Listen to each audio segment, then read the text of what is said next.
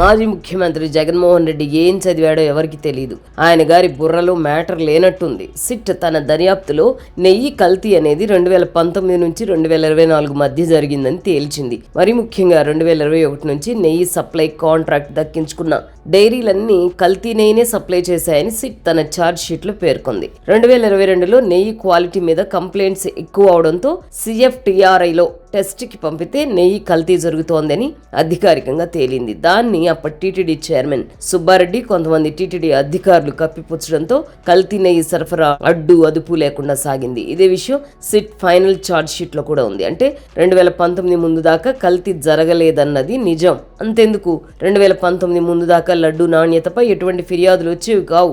లడ్డు బాగుండడం లేదు, రుచిగా లేదు, 2 రోజులకే పాడైపోతుంది, లడ్డు పట్టుకోగానే ముక్కలు ముక్కలైపోతోంది, ఇలాంటి కంప్లైంట్స్ రావడం 2021 నుంచే ఎక్కువైంది. ఒక పక్క ఫ్యాక్ట్స్ ఇలా ఉంటే జగన్మోహన్ రెడ్డి మాత్రం చంద్రబాబు హయాంలో కల్తీ జరిగింది, మా హయాంలో కల్తీ ఏమీ జరగలేదని నిన్న ఎక్స్ ట్విట్టర్లో పోస్ట్ పెట్టాడంటే ఏమని అర్థం చేసుకోవాలి?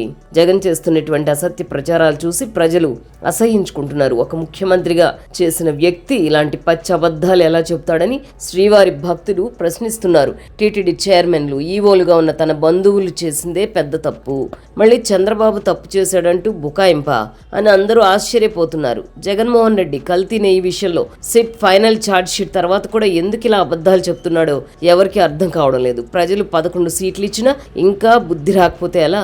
కోట్లాది మంది హిందువుల మనోభావాలను దెబ్బతీసి అధికారంలోకి వస్తామని ఎలా అనుకుంటున్నాడో పైన ఉన్న దేవుడికే తెలియాలి.